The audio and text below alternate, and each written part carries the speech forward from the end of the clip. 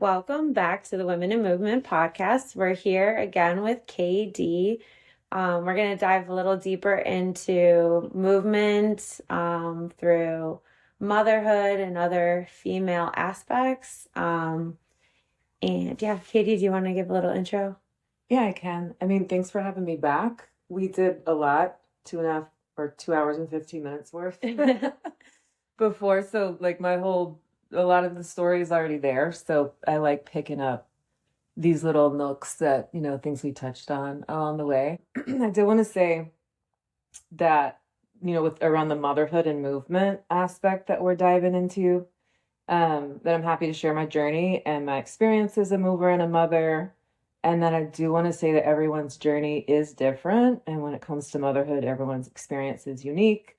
There's so many factors at play and so many facets to all of this moving and motherhood. And we need to hear more women's stories. And also that it's deeply vulnerable. I hadn't thought about that part until a couple days ago. I was like, wait, this is a really vulnerable space for me, which is, is cool. I teach movement and moving through vulnerability and moving through all those dynamics. And so to be feeling this vulnerable about this segment, it's really kind of caught me off guard. But I'm also continuing to transition into what motherhood looks like now with a 22 and 19-year-old. So there's also this intentional unravel that I've been going through with empty nests. And so this feels very fitting, time-wise too. So that was it. Yeah, it's interesting that you said it feels vulnerable because you have done undulations or burlesque in the past, which can be vulnerable spaces, or other dance performances. But yeah, bringing words to certain things can be very vulnerable as well. So thank you. Yeah, thanks for having me. I loved this idea once you brought it up. I was like, that's cool. That's a cool thing to go into. Yeah. Yeah. So I think it would be nice to go through a timeline of what it's like to be a female and growing up in the world, starting with early childhood and then going into, puberty and motherhood, and kind of exploring and talking about all of those things. Yeah, that's good. Early childhood, from what I recall, it was, a dance since I was 3, which again, we covered a lot of this in the other podcasts, so I won't dive too deep into some of these things. Grew up in nature, grew up at the beach, grew up, running around, free, because that was, late 70s, early 80s.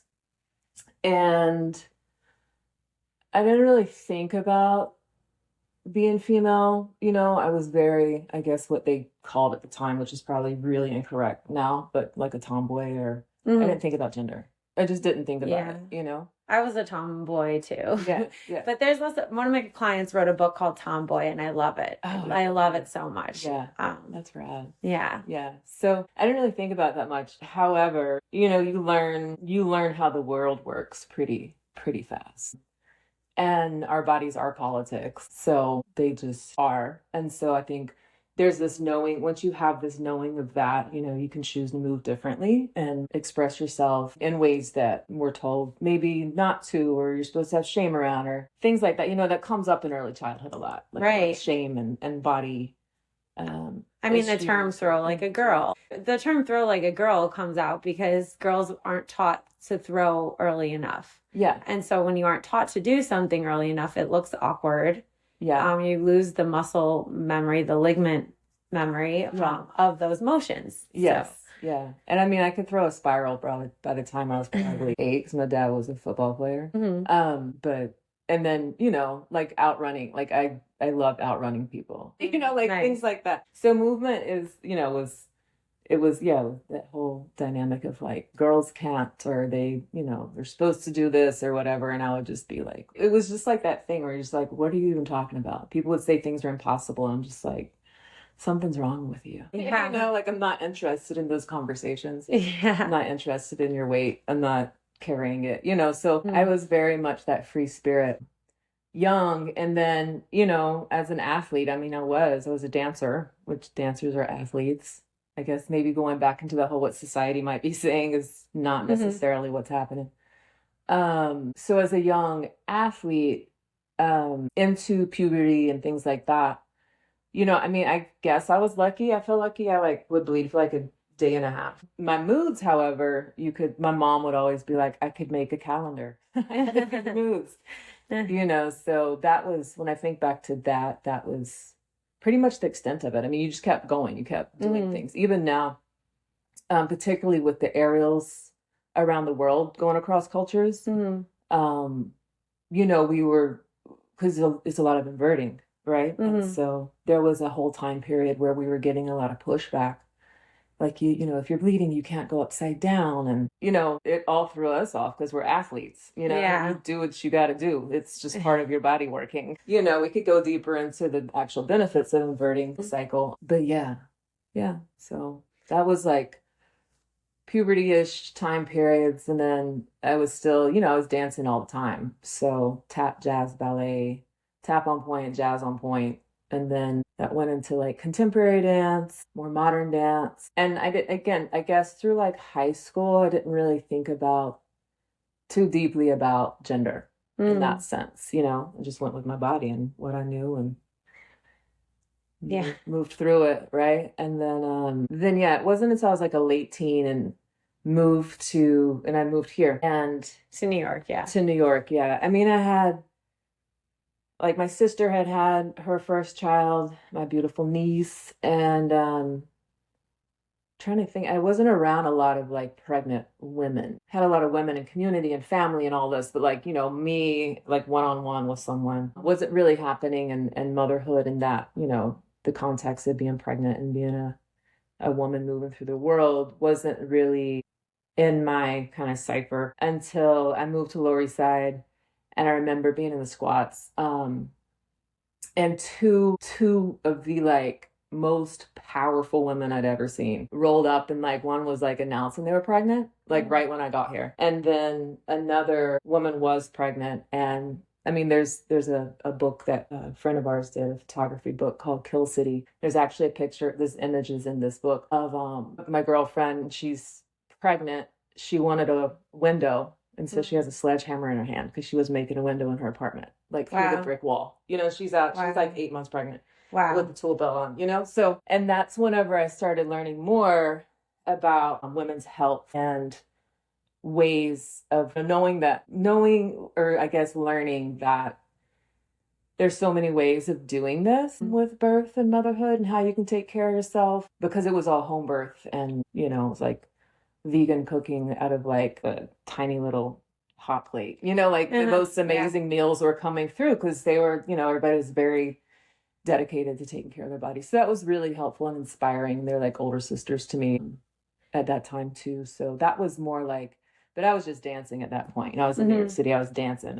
So it was like your first understanding of kind of the female body and what it would go through. I think when looking up some previous research on this, some new research on this, because again, women's health is constantly flooded with new research because we haven't researched it for so long. But the idea of learning more earlier on in schools, I think, is super important.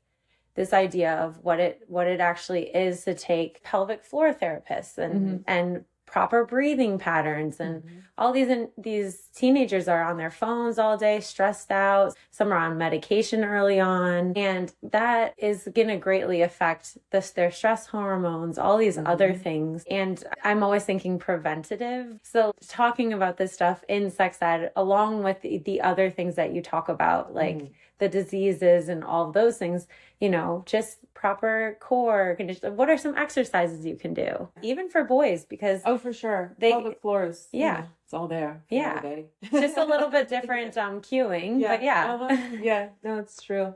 I mean, if I look back at sex ed stuff in school, I was very just like point blank. Here's this. Here's that. Here's how it works. Here's what STDs look like. Let's scare you. This is what it looks like. These are the screens. That's fine. Scare somebody with what it looks like. Maybe we'll all get tested more. Yeah. Right. Bringing movement into it, and also just awareness around relationships, which I've seen in the New York City public school. I mean, as a mother, because my kids went through it, there was an organization called Day One. I don't know if they're still around or not. And they would come in and bring awareness to different, aspects of of choice and relationships. And a lot of times like mindfulness, quote unquote, would be in that. Interesting. You know, but I don't think that they were going as deep as like, you know, pelvic floor breathing and core strengthening and just like listening to your body and learning like for femme, learning to, you know, learning about your own like discharge and your own cycles in that sense too. Yes. Because if you are in touch with it, then you can listen to your body better. You are going to make better decisions. You know, and I think there's a point too where, you know, we're taught not to listen to our bodies. Right. You know, so that or we're avoiding the topic, which is just not fair to students as well as like student athletes who, you know, growing up when we were the home team, we were in white, all white, even white bottoms. So that was a greater chance for an overflow situation that was super uncomfortable. If you wore spandex in a volleyball game, you know, you would want to wear certain products. It's a lot of things that just aren't talked about, and I think we need to normalize that more. For sure. Just so that, especially, that's already a vulnerable time in these young teens' life, and it can be a huge deterrent as to whether they do certain sports or activities or movements. Yeah, it's true. I mean, it's like, you know, this was a kind of saying back when, like having your flannel on hand, you know, to tie around your waist. You know, that was like a normal thing. Like you keep one in your locker. Or I guess as athletes too, we just were forced to listen to our bodies in that sense too, right? And so whatever products, also like having access to the products, having access to the knowledge of different products, having access to what your needs are. It's like I was looking back at something, knowing yourself and what you need, and when everything around us is trying to get us to not like or listen to ourselves, right? Can you repeat that one more time? Sure. And knowing yourself and what you need when everything around us is trying to get us to not like or listen to ourselves. Yeah. And I guess as we're talking, you know, there is something to be an athlete and listening to our bodies, even if it is that like kind of like hardcore athleticism, and you just kind of do what you got to do, you know, the discipline around doing what you got to do and just making it happen. But growing up at the beach too was a whole other thing around products and in the water all the time. And, you know, I guess you figure it out. I mean, I also was that mom with I have a son and a daughter. And with my daughter and all her friends, I'd be like, who cares? You know, they would bleed through it. I'm just like, who cares? Just, it's part of what happens, you know? Like, so I would try, I mean, who cares maybe isn't the most gentle, but I would try to just have them not worry about it and have them not feel shame around, you know, just being human. Right. Right. I mean, even just the act of going to the deli and having to buy your own tampons or anything or any products like at an early age can be like usually uncomfortable. You're in front of a stranger. You have to ask them for the box that's behind the counter. It's not even in a space where you can pick it out. You're like, I need the green box, you know? Right, because half of it's locked up in pharmacies. So it makes it an extra step of uncomfortability for those teens. I think it's also a good idea to have guys go get it for you. Yeah, that's a great. Just be like, here. I mean, it's funny because as you were saying that, I was like, wait, I've had so many guys do that for me, and they no hangups about it, you know? So I think that's probably a helpful tool along the way also. Yeah. Y'all get familiar to this. And get okay with asking it too. Yeah. But as a young teen and all of that as well, even young adult, again, because I got, you know, involved with the home birthing culture and dualaing, my best friend and her home births, and this whole culture of care outside of the system was a movement, or is a movement in and of itself, right? And still during all those times, like doula wasn't like something that we were titled, which is what you did because it's community and it's women's bodies knowing what to do, right? If we have that trust and like our bodies know what to do and we can listen to it, I think there's a higher chance of things going better. I'm not saying it's always going to, again, back to the whole everybody's experience through pregnancy is unique and different, and or attempting to get pregnant or not wanting to be, right? So everybody has a very different experience in it all. So yeah, it's, you know, the medical industrial complex is there for, or Western medicine, I'll say, is there for a reason. Like, it's necessary at times. It's helpful. I think there's just this bigger pendulum swing for women not to know and listen to their bodies and honor what we can do, right? So you go with what you can do, and then from there see where you're at, rather than being told you have to do this and you have to do this and you have to do this and this point is this point. You know, it's like so overwhelming. You know, again, I took a different path, and I, you know, the home birthing culture is a very different path. And that said, I didn't think I would have kids. I never thought I'd have kids. I didn't think I'd get married. I was never getting married, right? And I was never having kids. And it wasn't because I have anything against kids. I just wasn't, you know, living life to its fullest. I've seen a lot of death in my life very young. So I had this whole other approach to how to live, like just like relentlessly from the heart, and just, we got a short time here and you never know when you're going to go. In that capacity, I didn't really think I'd ever have kids because I was just living, you know? And then, you know, later I met my kid's father, and I was like, oh, that's probably going to happen. And it did. I love being a mother. The wife thing didn't work out, which makes tons of sense. The motherhood thing, though, it's been amazing, and it continues to be, and it's constant flux. It's like our cycles, you know, it's constant flux and flow, and seeing where you're at, and kind of, I would always say, you know, particularly in early childhood years, like as a mother during the kids' early childhood years, I'm just like, it's like just constant, like configuring, then reconfiguring, just like over in the loop, over and over and over. Yeah. Over and over again. Which I guess maybe the production background and the athleticism helped me with, you know, because it was just like, get it done, make it happen. Yeah. And like that's worrying about a couple different schedules at the same time. Oh my God, so many. And then all the adjusting pieces to the schedule. Yeah. Yeah. I think it's also what you said about the body always being in an influx is important, because I don't think we've addressed that as women, that our body is always changing. Some individuals do have a training cycle, their menstrual cycle, and that they find what works for them. Some individuals just listen to their body and they're like, I feel heavier today, or I feel weaker today. But yeah, and everyone's experience is different, but just bringing awareness to the fact that your body is always in flux, and it changes day by day, it changes week by week, and to not put certain expectations on your body, especially in certain athletic sports that can be so enduring, when it just might not be a great day for you. Like you might have just lost a lot of blood a couple days ago. Yeah. And your legs might feel a little weaker. Yeah, you're a little dizzy. Yeah. Right? Exactly. Or you're a little snacky, or, you know. Yeah. Yeah, it's intense. The fluctuation and how we are, you know, with that amount of flux. Yeah.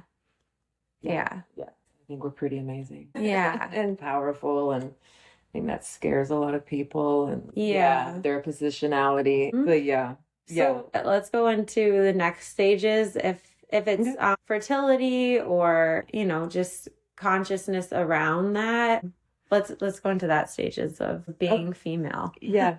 Well, I never did hormones. That was always a very intentional choice, because for me. Which hormones are you talking about? Like birth control. Right. Right. Birth control that had hormones. I never really did much, actually, of any of it. I had like an IUD after son for a second, and I think again after my daughter, but it wasn't the hormone one, right? And it was always very intentional that I didn't want to mess with what was already so in flux, like, and because of my own, it's funny because I'm such a kinetic person and kinetic learner and visceral, and everything's very physical for me. It's like the kinetic and somatic to cognitive for me. When it came to like hormones and that flux and everything, and I guess my moods will say, maybe we can unpack that, but that we're called moody, but you know, but that we'll say the fluctuations emotionally, energy, what level wise, like all of that, you know, I was like, it's enough already. I'm not adding hormones to it, and I'm not adding hormones to it to then realize they don't work, you know, or they, you know, like that extra flux for me personally I was like, let me just not mess with it anymore. It's already a lot. Right. But at least you knew your body, right? And I could listen to it, and maybe there were times hormones would have helped in other aspects of my life. I have no idea. I didn't do it. But it felt like so much. It's like, learn this and then do the best, with it that I can. And then also, again, be an athlete. I'm like, we tend to get really hard on ourselves. So that's something that I carried into motherhood that was, it was pretty intense, just being so hard on myself, and a lot of it goes back to just training. And it's not from a competitive space. It's not from a space of scarcity. It's from a space of like, this is amazing and we can do better. This is, or like if you, with dance, I've got to this level in a technique and I know what progressively is next, and like, we can do that. It can happen. You can make it happen. So that being hard on myself in that sense was really intense. Back to fertility though. I was just dancing all the time. And it wasn't until, how old was I? I don't remember now. I think I was 23. I think I was 23 when I got pregnant. I can't even remember. But I noticed I hadn't had my cycle. I didn't really keep track of my cycle young, which I think is another tool that should be brought into schools, like how to keep track of it. Just tracking. It can be an app or it can be your journal or what. I never really did. I knew I could tell when it was coming on. I'd have my day and a half of bleeding and I'd be done, but so I noticed that I hadn't had my period in a while and I was like, wait, and I was going into a workshop with Catherine Dunham and I said to myself, if I haven't started bleeding by the time this workshop's done, I'm pregnant. Like, it was just like, boom. And that was at like I was dancing all the time. It was my life, training, performing, teaching in Dunham technique and other modalities like more modern dance and some tap and things like that. And then, and I was like, okay, I'm pregnant. All right, well, my body knows this, right? Like, so that whole, like, you don't introduce anything new to the body in the first trimester, or you can't, I'm always just like, whenever I'm teaching trainings, particularly, I always just because we have sections on being pregnant or on your cycle and things like that, or on your menstruation. And I would always just say, your whole human's growing inside of you. You don't really need to introduce anything else. Right. Right. It's like, that's enough. It's a lot going on, And so the element of not introducing anything new, but I wasn't going to stop what I did know. Right. And I danced through the whole pregnancy, performed 8 to 9 months. Wow. Was still teaching 9 months. Somehow we had done, because I worked on costumes with my mentor also. Somehow, I don't even know how, because the first number we did was like for this particular show when I was like 8.5 months pregnant. And I was like the principal dancer. And I don't know how we did it, because like I danced for like 15 minutes straight in the first number. Wow. Like lifts, everything. Wow. Drops, like all kinds of things. It was wild. And then I had other numbers, and like I was doing rehearsals for them and the performers and just everything. But during this actual show, it wasn't until there was one. Oh, it was like, I think it was a jazz number or a tap number. I can't remember, but that costume I hadn't like. I just threw something on, honestly. I threw like some feather boa with something on because I was just like, I was exhausted. And like, our costumes would be like, I think I spent 9 hours sewing a ruffle on a dress, like the 9-hour ruffle. So it was already a lot of work. Plus on top of the dancing. Point is I came out in that costume for that number, and the whole audience went and just gasped and stopped breathing. I was like, what just happened? And I was like, they just realized I'm pregnant. And I was like out to here, because I carried, like, I like let my kids have my body. It's just like, here, have it. It's yours. I didn't carry like, all cute and tucked in or anything. It was just like, boom, like big old belly. Like I always say, I look like a bullet. It was like out to here. It was huge, But somehow the audience hadn't caught on to the fact that I was pregnant yet until the very end. Till a new costume changed. Until the costume changed. So it was funny. And then everybody after, and then I was like still teaching after that performance. And, people thought I was going to give birth in the studio at the bar. you know? I came in like a little tired of thinking about things. He would be like, is she about to go into labor? You know? So fertility, so back to the fertility aspect of that, I just got pregnant. I mean, that's just, that was my path. That was my world. I wasn't, or we weren't preventing it. We weren't not preventing it, you know? And my son came through. I do remember the very beginning, because again, pushing yourself as an athlete, like not stopping what you're already doing during pregnancy. I remember one rehearsal, I started spotting. And I was like, I think, like a little late, but I was like, I think I need to go rest. And my mentor was like, all right, you just go take the rest of the day off. Well, it's good you picked up on it yourself. Yeah, but it also came to the point that I was spotting before I picked up on it. You know, so there's that's true. It's questionable. Yeah. And I remember it was near Union Square, and my kid's father and his brother were hanging out while I was, you know, before I finished up. And I just went and laid in the park and slept for like 4 hours. It was like a nice, whatever, some spring day out or something, you know, like they had food. They were just sitting around chilling, and whenever you could be in the lawn back then, I don't know, a little cleaner. But I just slept, and I was just like out of it. And I was like, I've got to learn how to rest better. So because your body's got to do what it's got to do. And most of the times, whenever, you know, it's like that's whenever the child's active in your body is whenever you're resting, you know, they're like sitting there kicking because you're walking, you're moving, they're constantly being like, you know, swayed and rhythm and chilling kind of themselves. And so once you rest, it's whenever they're able to really grow and take on the nutrients. Take on nutrients. Do karate in your belly.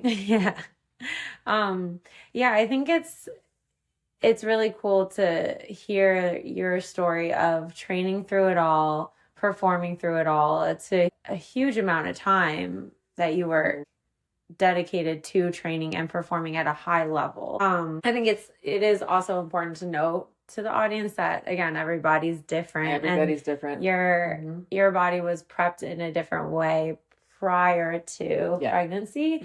But also that, like, as long as you're engaging your pelvic floor prior to, and your transverse abdominals prior to lifts, or you're properly exhaling, usually on your outputs, or even just that the tissues in your body can support the load of what you're doing, then the activities can be safe. You know, for the most part. Again, not introducing anything new to your body. Right. So like if you're a runner, right, and you always run, listen to your body while you're running through your pregnancy, right? Right. But you're not going to start, I don't know, some like extreme sport that your body's not used to, right? Yeah. Start breathing patterns. That's what you can introduce. Yeah, that's what you can introduce. And then even with that too, you want to really notice what's release and what is like a holding nourishment, because it's about, for a long period of time, it's about holding and nourishing, and then it's about release. So like thinking, you know, like prenatal to birth, right? And there's different energies you got to work with all of that too, and breathing.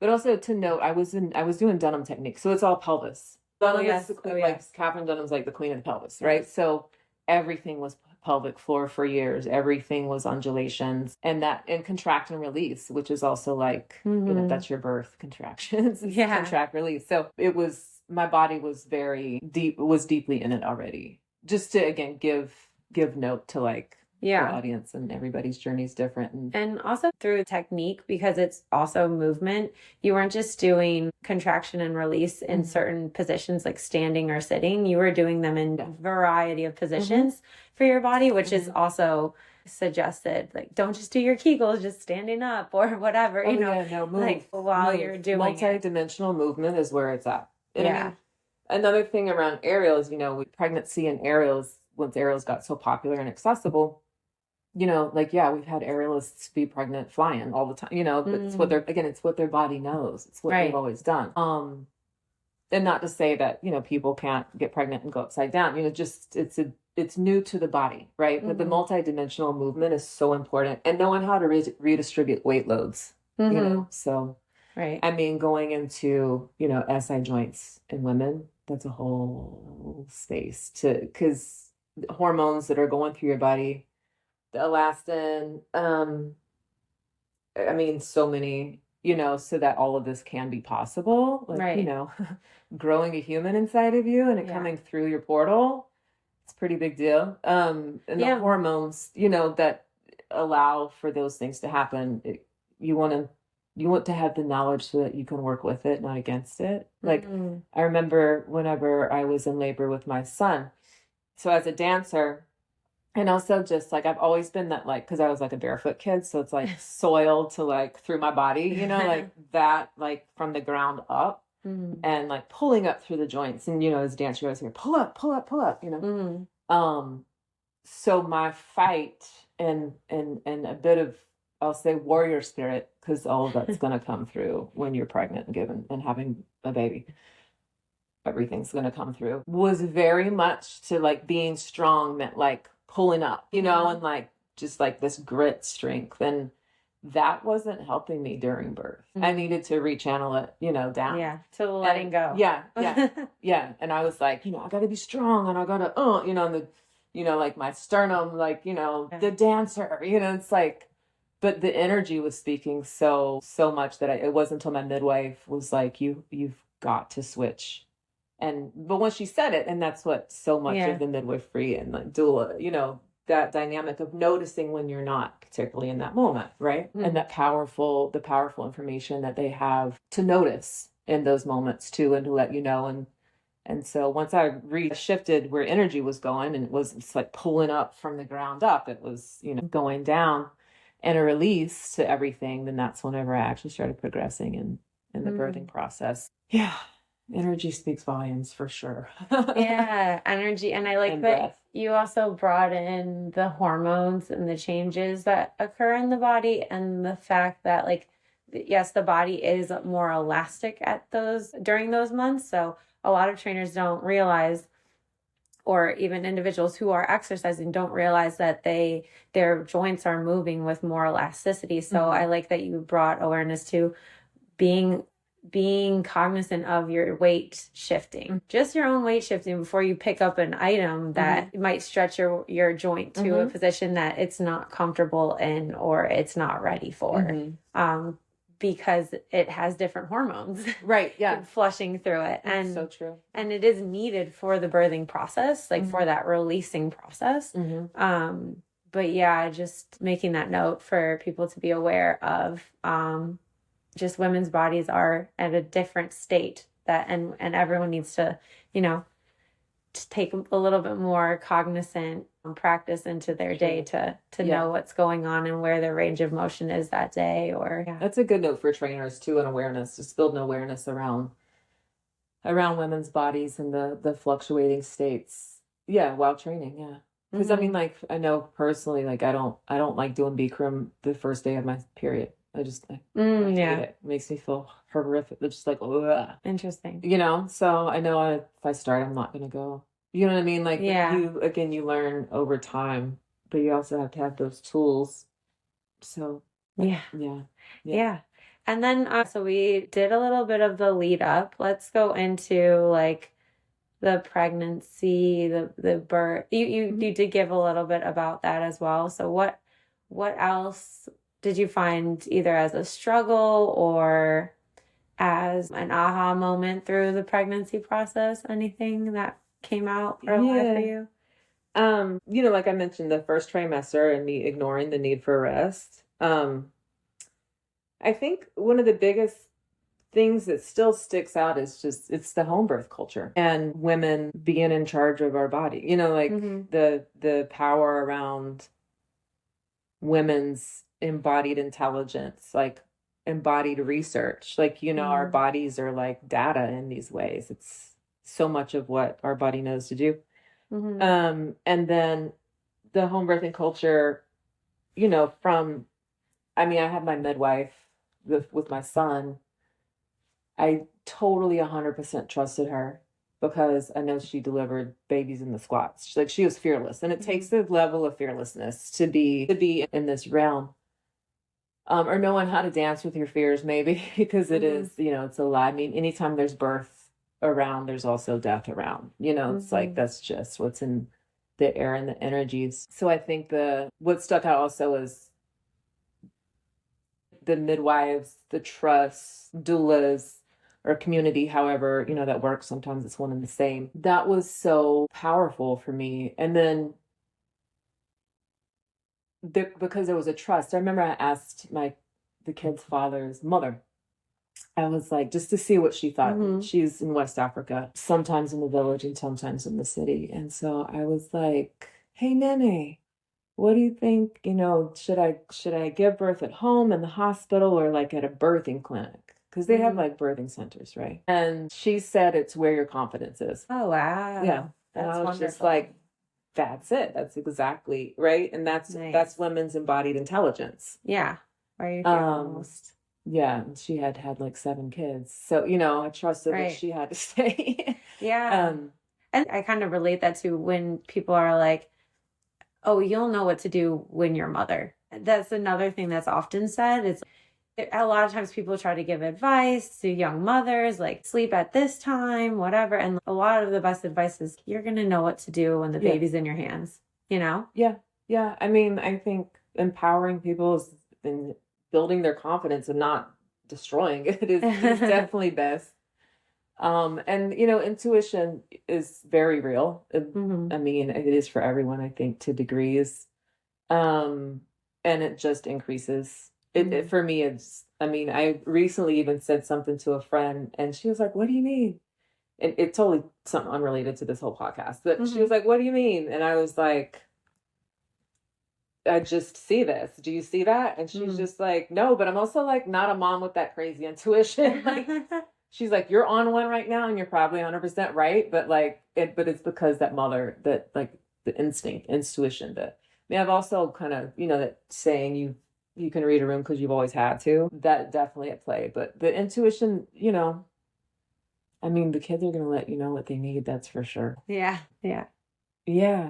So yeah, again, just home birthing culture as a movement, the doula culture, which there's more people getting trained in being a doula right now. Like there's a youth that I work with. They're a colleague, African and African American woman who is going into her doula certification process. And I was like so happy. I was like, yes, this is exactly who we need out there, Nice. So that's good. And then I think it's cool too, on another side of things, doula wise, there's death doulas. Right. I've heard of that as well. And I think that's also very important. Yeah. Yeah. Because again, actually, one of the people on the podcast is a death doula. Jennifer. She's on one of the earlier episodes. Oh, cool. I met her with Anna one night. Yeah. That's awesome. Yeah. She's wonderful. Yeah. She's a dancer too. Yeah. Still dances. Yeah. I remember. I can see her face. Yeah. Yeah. Yeah. So, I mean, so many things stick out. It's like such a big, intense experience. But I think dancing through it all, but also, I was told my career was over. You get pregnant, your career's over, right? Yeah. So I was dealing with that, arts and entertainment mentality, right? And I didn't take it on. I heard it a lot, but I didn't take it on. And did my path shift? For sure. Like becoming a mom. It's going to, but I was never in that headspace that anything was over. Right. And now actually, because getting through, not to completely jump, but for this moment, I even maybe a year ago, I was redoing my resume or something, maybe redoing the website. I can't even remember. I was like, there's times I'll just be like, girl, sit down. I gotta sit myself down. And I was like, 2/3 of my resume is as a mother. Wow. Yeah. And yes, I'm very fortunate. I had a really good run of so many things and was fortunate to be able to be on the road. And because as a mother, for me, one of the most important things was giving my kids multiple perspectives and experiences, right? For me, again, as a mother, it's about giving them these experiences and then letting them do whatever they're going to do with it in the world, And so the kids were on the road with me, and we're an international family anyways, living in New York City. I mean, motherhood in New York City is a whole other thing too. Right. It's just like being a mom in New York City. We didn't have nannies or anything like that, right? So very different. Again, everybody's story is different and unique. So that's a whole other hustle on the road and in the air and in the city streets and trains and oh my gosh, yeah. There's so many times I'm like, I don't even know how I did that, but it happened. Yeah. I think before we jump to that, I want to just talk a little bit how post childbirth, what happens in the women's bodies, you know, some of the things that often happen that might impact their health or their mood. And again, it's not public knowledge. It's not studied in the schools often, in like Common Core or anything, but it happens every day, all the time. Everyone knows someone who's a mother or, you know, going through a process. Teachers also go through those processes. But something that even jumped out at me, it was said that some mothers stop playing with their children due to like the pelvic floor. And I just didn't even think about it in that way. It is true. A lot of women that I have worked with, either when it comes to jumping or something, they're like, oh, I'm going to have to go to the bathroom and come back, you know? But it's like, how many times do young mothers like sometimes unfortunately miss out on opportunities because they haven't been healed right post childbirth? And there's this like idea that the dad is the playful one, but the mom could be even more playful sometimes if she was comfortable. Yeah, she wouldn't be in herself. Exactly. Yeah, it's real. The empty your bladder, you know, is real. I mean, I think we're going to go back to being on the floor and just moving around, you know, like get on the floor with them. I mean, the thing is that a privilege to be able to physically be that present when you have so many other things that have to be dealt with, you know, like the dynamics of how many things are happening at the same time and just what you've got to get done is unreal. You know, I remember, and we'll talk about side-loaded stuff too with this, because this goes in this kind of progression, you know, breastfeeding in one hand and washing dishes with the other, you know, like, it's a lot of demand on the body, to say it lightly. The getting on the floor, playing with the child as the child's growing, I think there's just like almost like a natural kind of like contract release rhythm to it that is more of kind of like an earthbound mobility that can come through with that. So I'm saying that to say also like there's a simplicity to just basic engagement. Yeah. You know, that can really strengthen the body. I like the idea of just getting to the floor because we don't do that as much in society. Yeah. Like we're sitting on the floor now, but a lot of individuals would be sitting on a couch right now. Sure, we'd be at a table with, you know. Yeah, because, you know, the kid also needs to be on the floor. Like one of the first things they're going to do is be on their stomach and lift up, you know. And, you know, so developmentally, you can kind of go along with that too with them and strengthen your body. If you want to look at it as like mobility and movement over time. But also the bigger thing for me, I mean, the stretching of everything, yes, and the loss of bladder control for periods of time or period of time or I mean, I think sometimes it just doesn't come back for women, which is really unfortunate. Because I mean, think about what we were talking about earlier, whenever you like, you know, flow through your menstruation, you know, you bleed through your uniform or whatever, right? Like as a woman with that going on with your bladder, like I couldn't imagine the, you know, I guess shame or uncomfortability around it. Also just your pelvis, like your SI joint, like the, you know, I would feel I would always say my pelvis is like an accordion because I could feel it going wide and feeling it coming back together. And then it went wide again on my second one and come back together. And it would just be like this pulsation, achiness. And so I could always tell that my pelvis was shifting and I wouldn't do a lot of movement in quotes, right? I wouldn't do a lot of dance or I wouldn't, because I let my body do what it needed to do. I mean, meanwhile, I'm hustling. We're, you know, getting the kids to school, you know, all the demands are still happening. So it wasn't like I could just like rest in my body, but I wouldn't push it to other degrees. And then, but it's real. And, you know, a lot of people are like, oh, I have L4, L5 issues. And I'm like, I think it's your sacrum, you know, that's hypermobile. Yeah. Particularly during pregnancy. And like we're talking about, you know, the space between birth and postnatal. They say like 95% of low back problems actually have like something to do with the pelvic floor integration, which, you know, now there's more coaches out there and information with it. Yeah. But we're actually still very understaffed when it comes to hospitalization, OT, and PT staff. They said C-sections is the most common surgery in the US, but they're really understaffed with OT and PT for that surgery. So it's like, again, it's that just awareness of there are some people out there, but we need more resources. I mean, that's why I was really happy to see the Pilates boom. Like, because there's conversation around the pelvic floor, whether they're a good teacher or not, I have no idea. At least they're talking about pelvic floor, and they're getting people to go a little slower and deeper. It's like that thing where sometimes people be like, Pilates is kind of boring. And I'm like, just go deep inside your body and see what's going on. And the shift of perspective of how you work, inside out, for people, it's like, oh, Pilates is really fun, but you're like inside, you're like, you're still mind's eye, and it's so micro and important. But I had a dear friend reach out because she was aware of my SI joint issues. How my back went out, so I made a career out of it, which is very real. I mean, I say things lightly, but I'm like, it's real deep.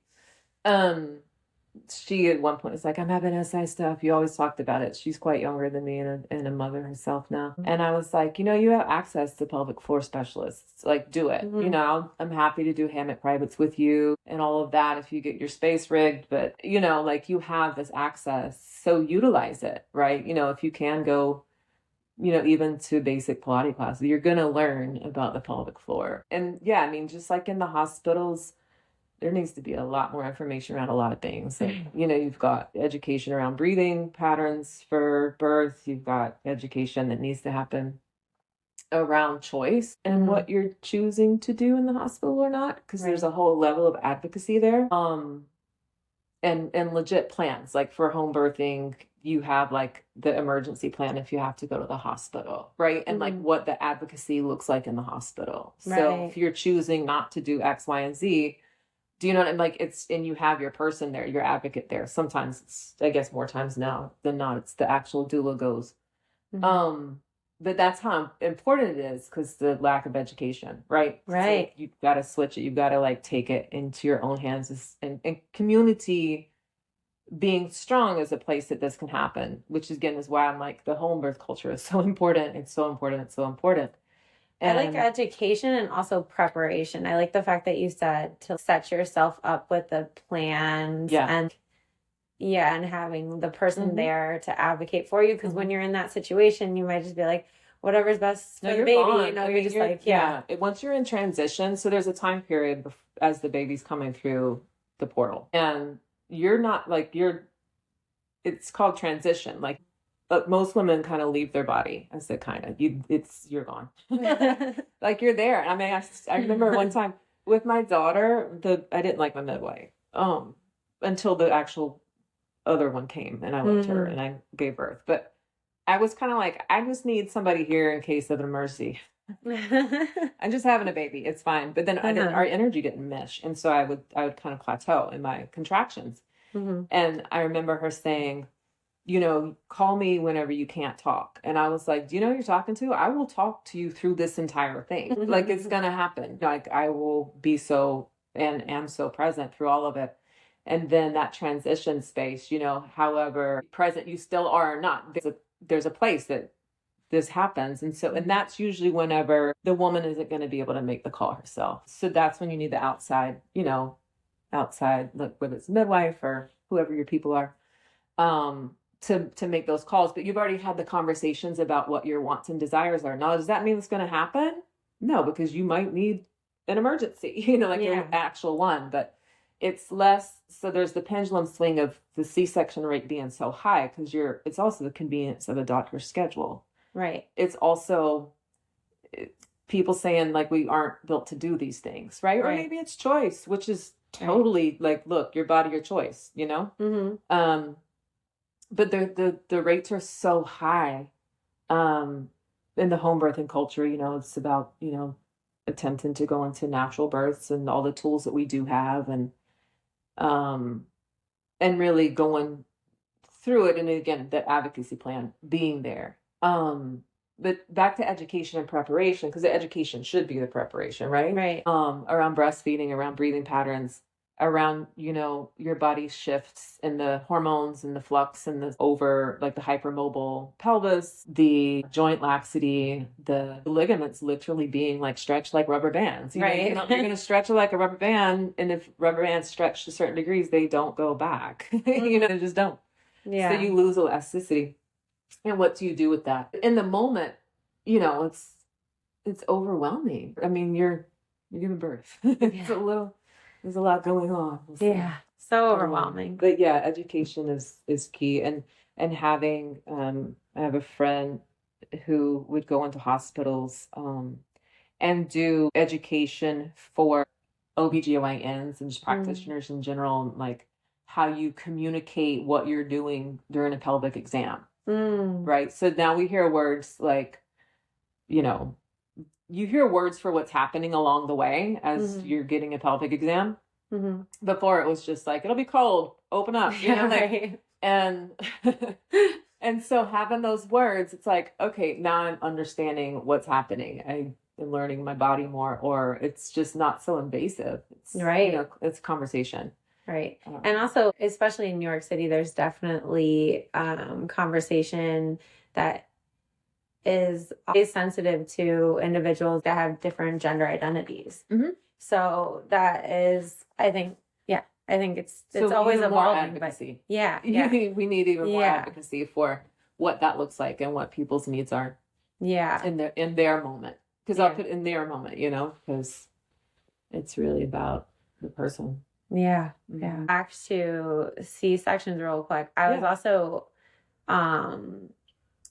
thinking about just the incisions that are done as well. And whenever an incision or like any type of stitching is done, the skin is supposed to be like friction going back and forth, kind of like over other layers of fascia. And like, that's just kind of how it goes. It just rubs back and forth. But when, that's why massages feel so good. But when you have like an incision, a lot of the times the skin might be sewed to the fascia, or it might be sewed to muscle or ligaments. So like those incisions like are connecting things that used to be layers that are exactly, and now they're one piece. Yeah, so it changes, like there's changes in the fascial lines, which is huge if you're talking about the core, because that's your center line.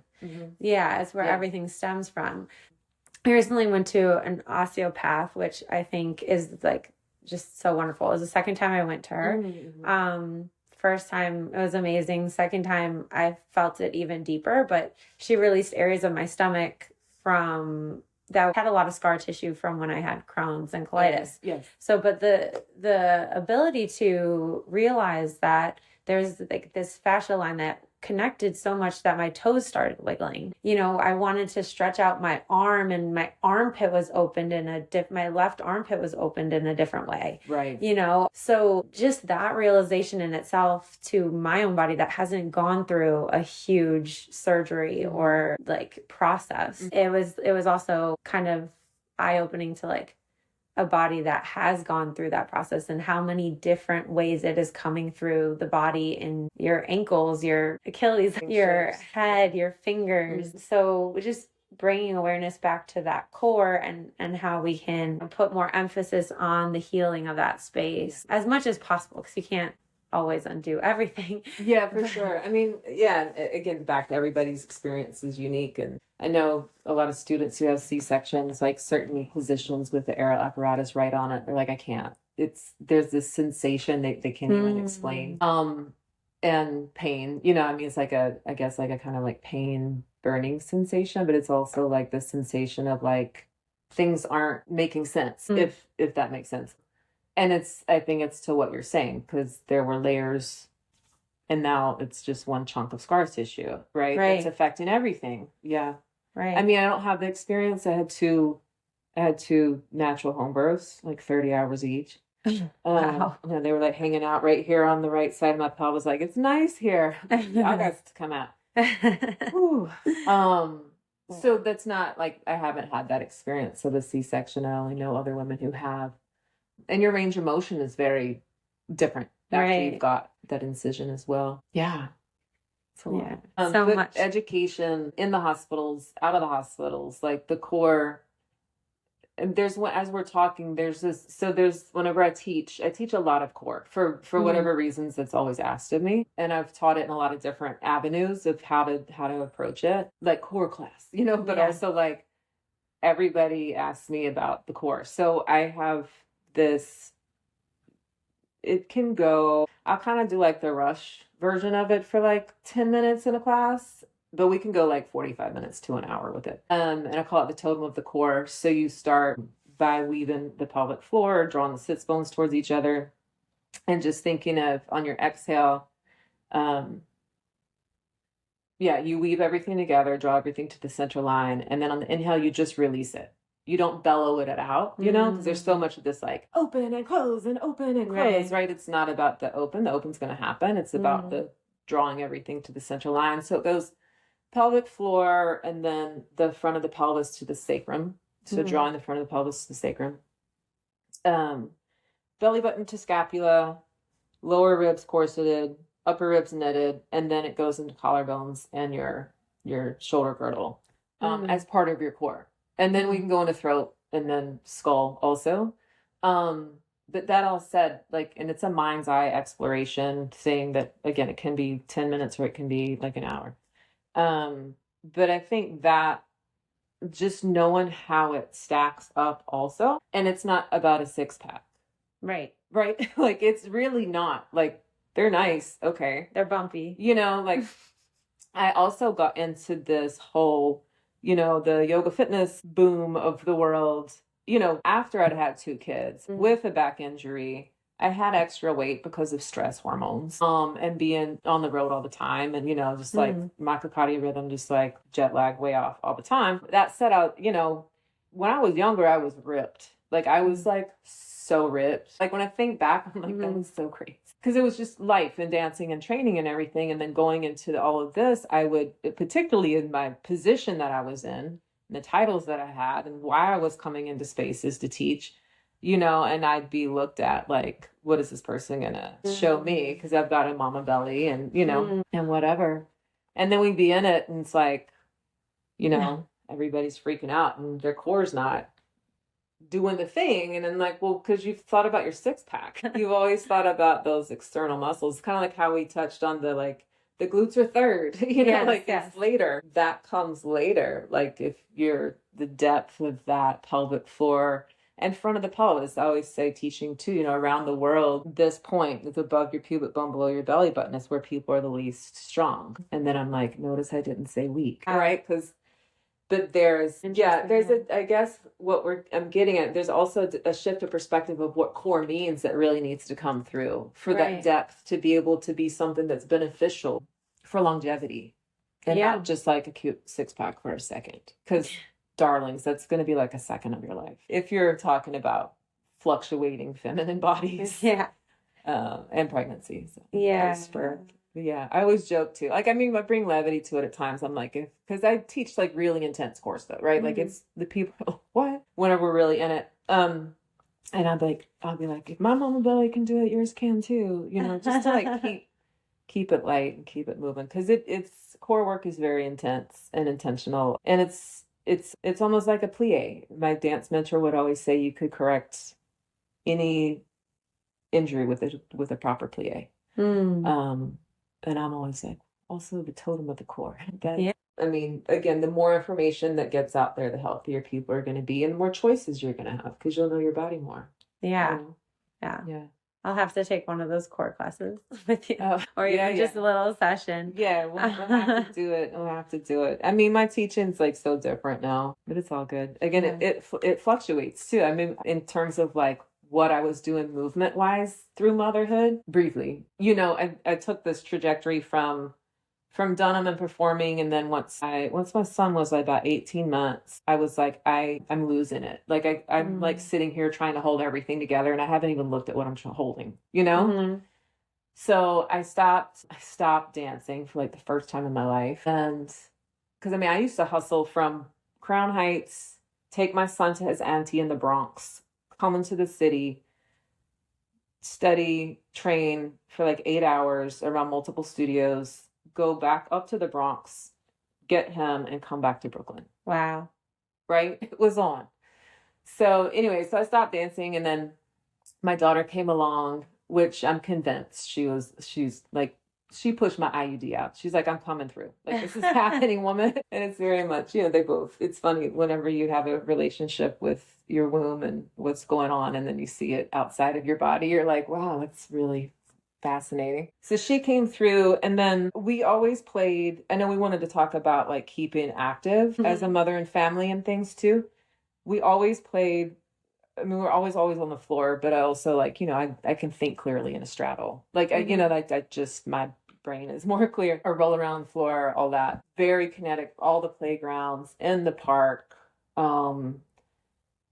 They were in karate, and I mean, we were always very physical. And then, so I went from kind of not dancing to the movement of motherhood, like the movement of being involved and playing, and through play, what you realize you can and can't do. Like, I honestly never was like, hold on, I need to go work out for 30 minutes. Right. Like, I never was. Right. Even whenever I was dancing, training, performing and everything, when I would travel, I wouldn't dance a lot unless I was doing it for study, or like performance or whatever. But like, I would allow myself to take like breaks, and not, I was never a gym person. I was never a, hold on, mommy's got to go work out. We just put on like the Michael Jackson experience and like do choreography and be insane, move it,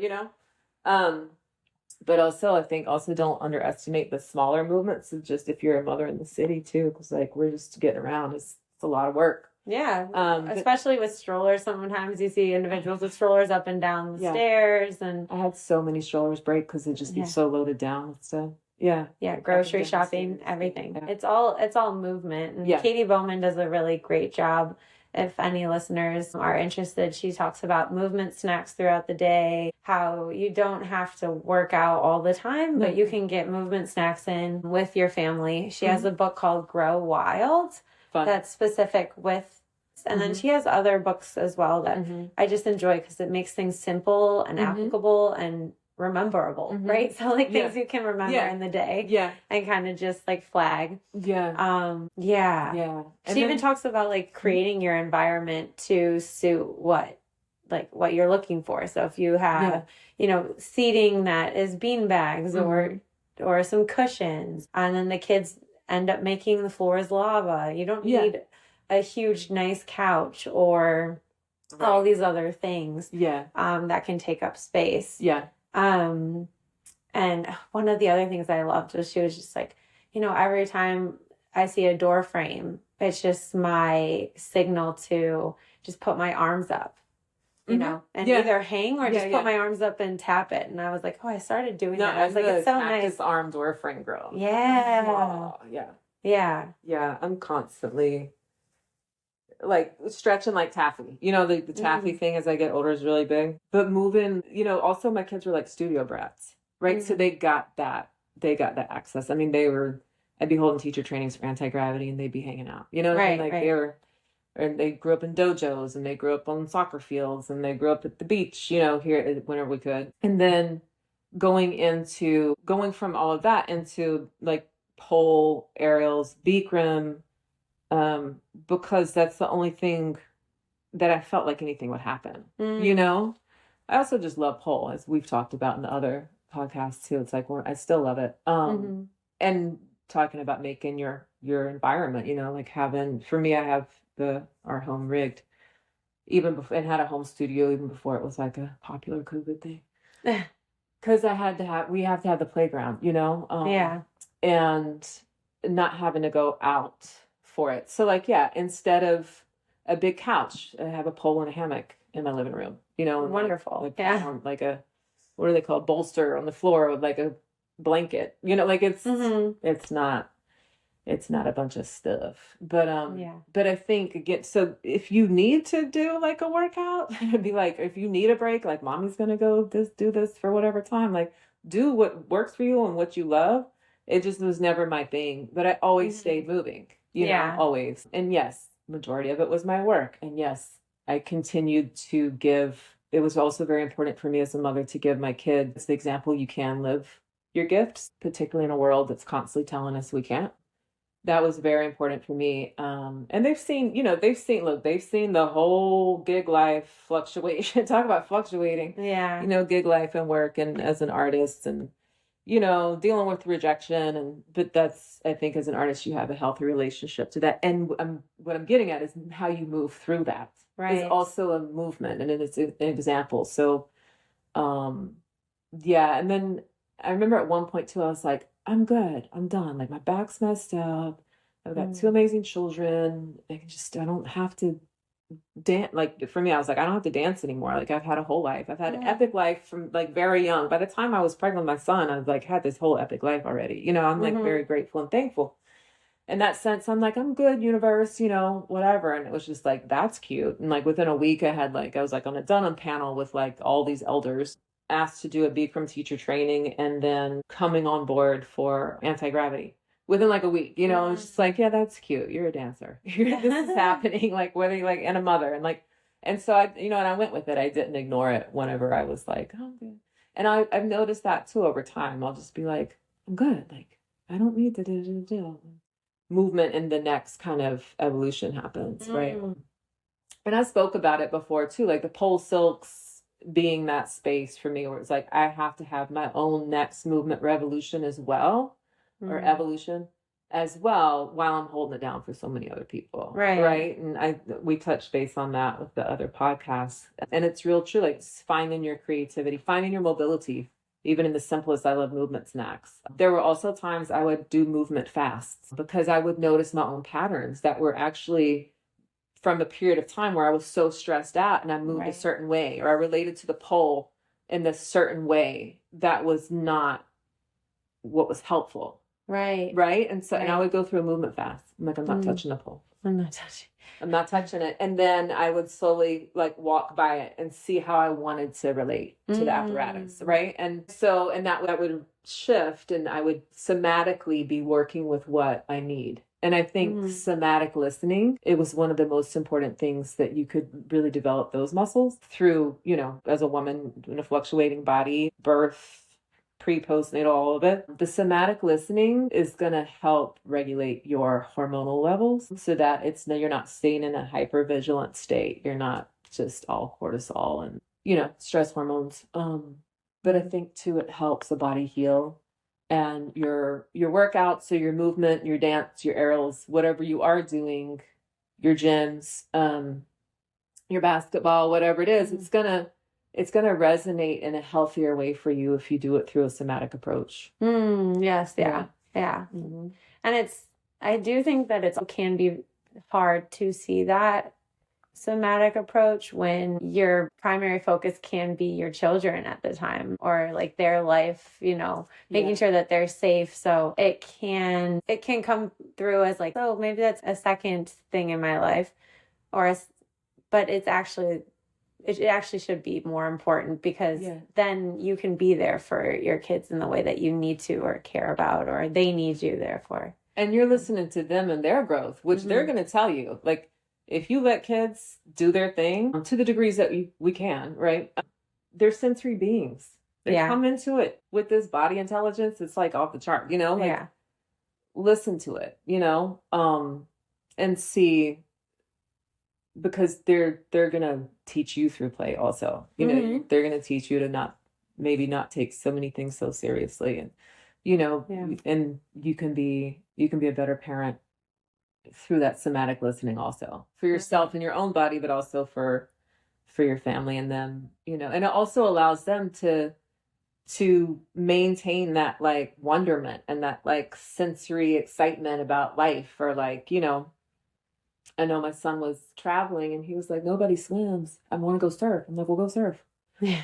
He was just like, but nobody, it's like kind of weird because the group's not, I'm like, who cares? Go. Let's go surf, And because he still has this like wonderment and this like, this drive to go surf, or, that sensory kinetic, again, that embodied intelligence. And he was just with people that I guess didn't do that, also, and no shade. It's just like the different way of growing. But I think, I think too, if you ask my kids, like we had a really, really, really good time, And a lot of it was because we stayed moving. Yeah. Yeah. You know? I like Mhm. that. Yeah. Yeah. Yeah. And then going into the female body later on in life, even in like 40s and 50s, you know, that's when women should really, really, I believe, start to really focus on strength training and making sure that they're building up their muscles or resistance training in any way. Because once you hit 60, it's even harder for you to maintain muscle mass and bone mass and all of those things. So it's crazy how quickly the decline can happen after 50. So yeah, like training and movement should I also cycle with, I think, ages as well. Yeah, I agree. I mean, for me, timing wise, I just hit empty nest about a year ago. I've had this intentional unravel phase. Like I mean, I would meet people. I'm like, I'm intentionally unraveling. You know, like this is real for me. Yeah. Because there's so much deconditioning that has to happen. And also just like, you know, that production mode of like, you're constantly like, for me, I remember waking up or going to bed one night and I was like, my mind was like, like what has to get done?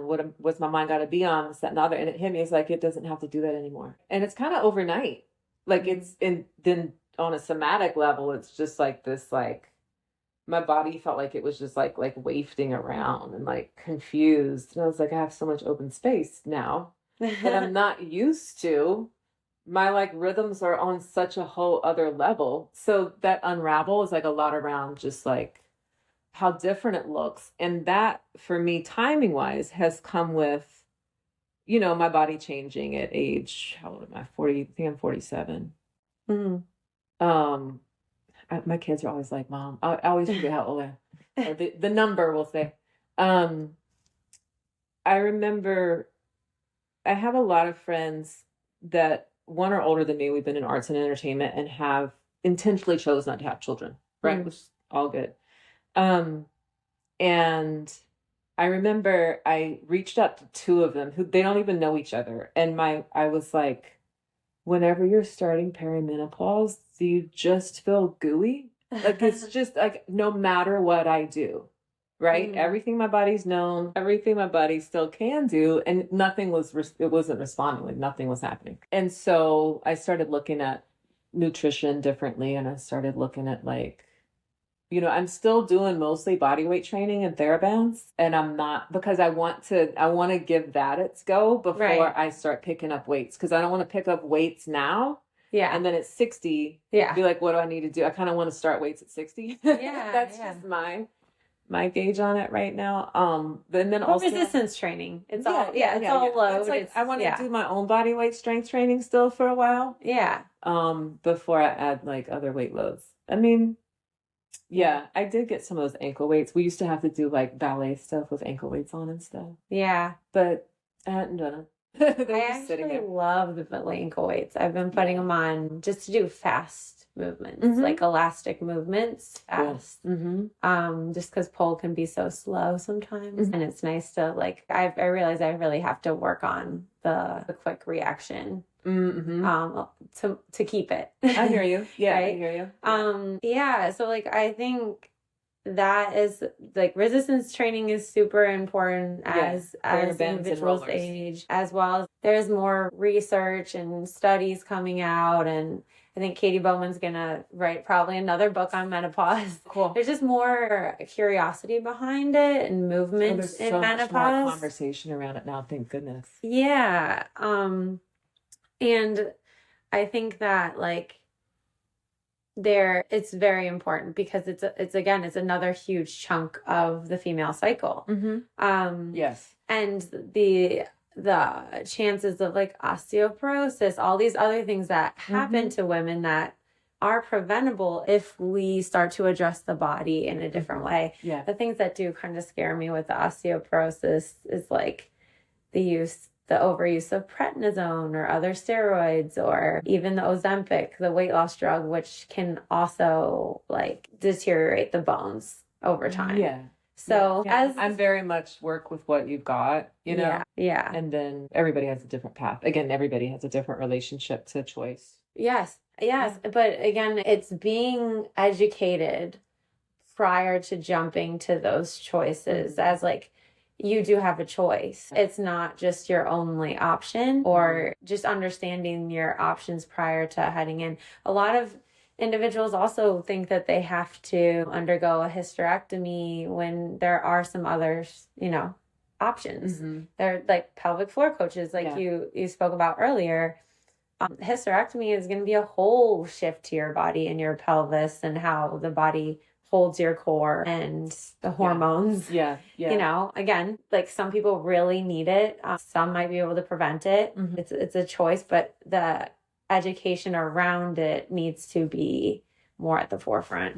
Quite more comprehensive and inclusive of the range of here's what's going on, like, right, and informed. I mean, you're talking and I'm thinking of Queen Afua. Okay.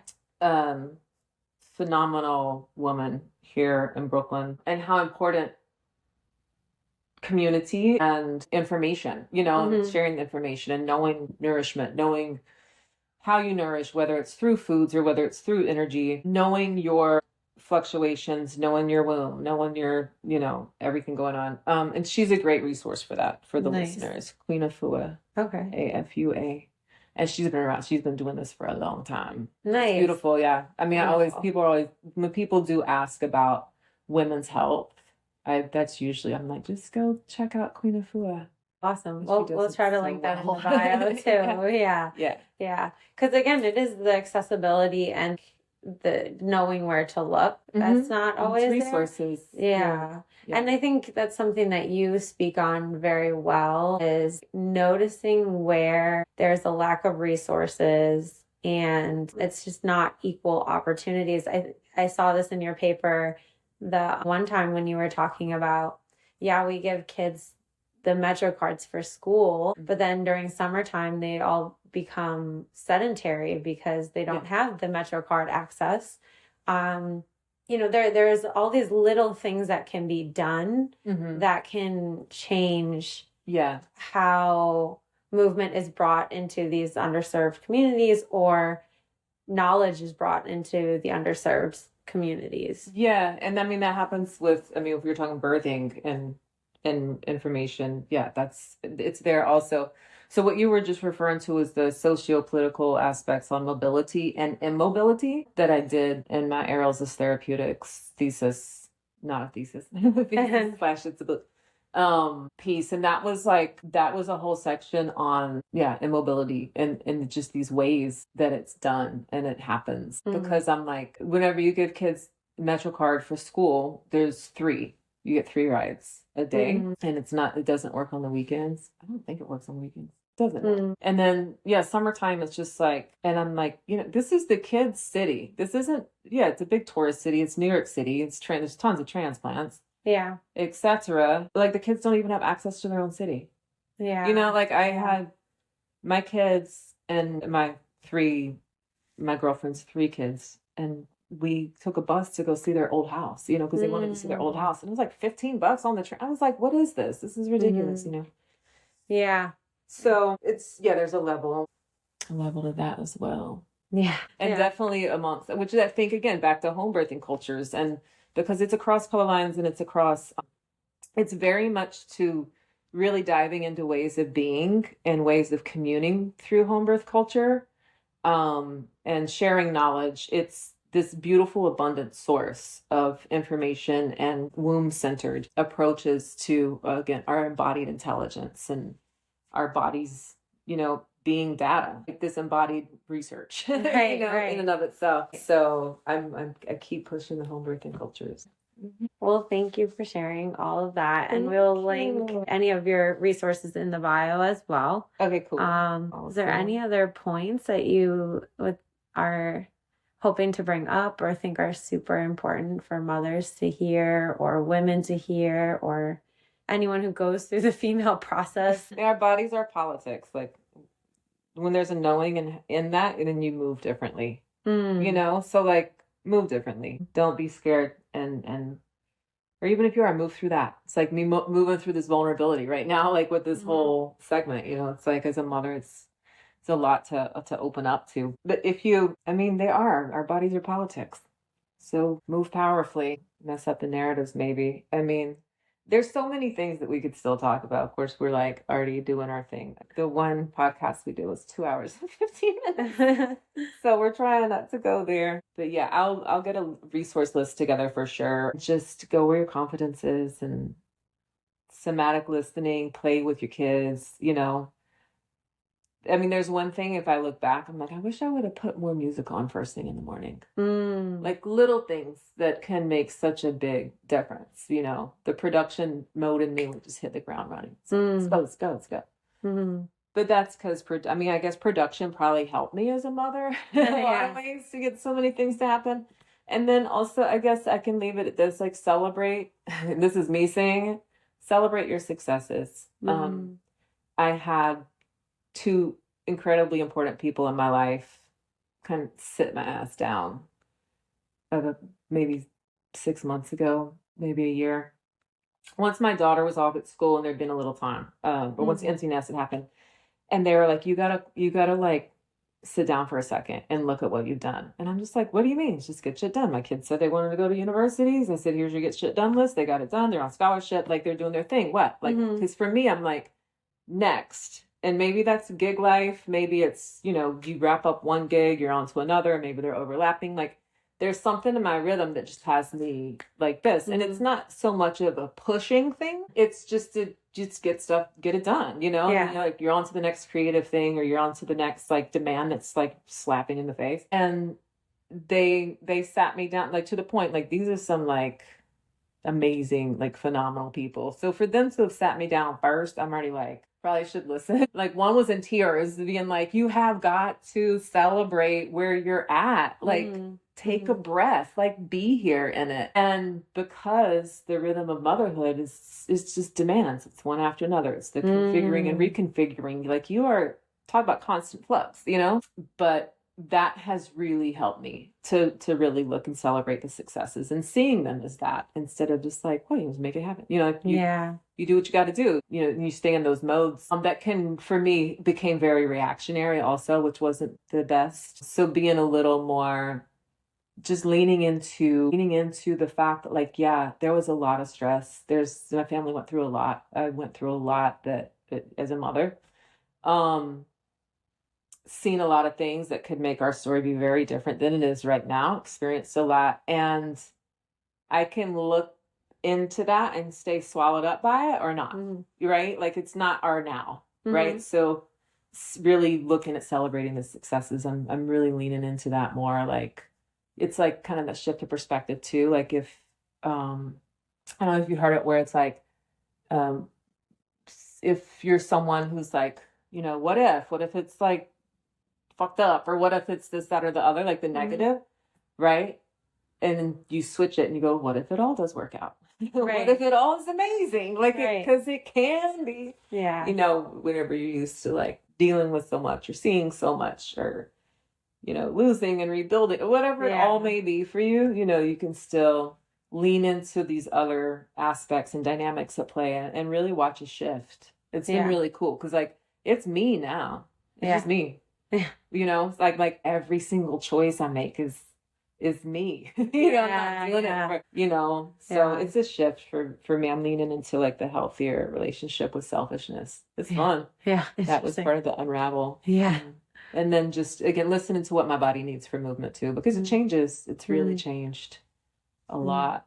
Listening daily, I like that you said a piece in there that was about the constant rhythm of going. So that makes me just think that personally I need to take some more priority into the spaces that I hold for mothers and make sure that there is like a moment to sit and think about the day or prior to class or leaving class, just making sure that that is at some point worked into the class, because that might be their only moment that day or that week to think about, you know, themselves or their week or their bodies. I think it's beautiful to hear as a mother, in general, but as a mother, speaking as a mother, you know, you're showing up for yourself right now. Honor yourself. I always say honor yourself, your own best teacher. A lot of times in class, I say always. And it's important. I mean, I got into Bikram because I was like, I'm going to go to Bikram for 90 minutes. I'm doing the same thing every single time I enter that studio. Like, as a mother, it was like, yes. Now, of course, your body changes daily. So you listen to that within the same postures you're holding for a minute in 104-degree heat. Yeah. Right. But I was like, I don't know that I would have been that into Bikram if I wasn't a mom. Yeah. That's interesting. You know, like I really think it was a timing thing for me with that because it was just like consistent. It was like one thing that was consistent for 90 minutes. I wasn't going to a class where I didn't know what combination was going to be done or like, you know, what mood the teacher was going to be in or testing a new teacher. Because I'll be honest, mothers don't have time for that. Right. I don't have time to be getting to a point I can get to a studio, sign up for a class, register. Like the 9, right? And then test out new teachers. I mean, it's also me too, because like my mentor, like you know what I come from. I don't just mess around with anybody. So you need a familiar thing. Yeah. It's like honoring yourself for showing up, trusting that if they're coming to you regularly, also like there's something going on, like it's good, right? And really nurturing that relationship for whatever the hour it is or whatever it is, and giving them a moment. I think a good thing to hear also is like, you know, once you, in Dunham, we used to have the threshold. So once you walked through the door, you stripped your ego. Like it was left outside. You did not bring it in. Like you did not. And you work from a very different place at that point for yourself and others, and how you show up for others. And I think too with hearing, you know, like whatever it took for you to get here, you're not doing that anymore. Whatever you have to do once you leave here, that's later. Right now, we're here, you know, in the present moment. Can help. Yeah. I like that. Thank you so much. Thank you. Yes. I think we still have so much time. But here we are. It's okay. Yeah. Thank you for all of your thoughts. Thanks for having me back. It's exciting. Yeah. It's cool to be the second go of it. Yeah. And so this episode will be dedicated to you as a mother, my mother.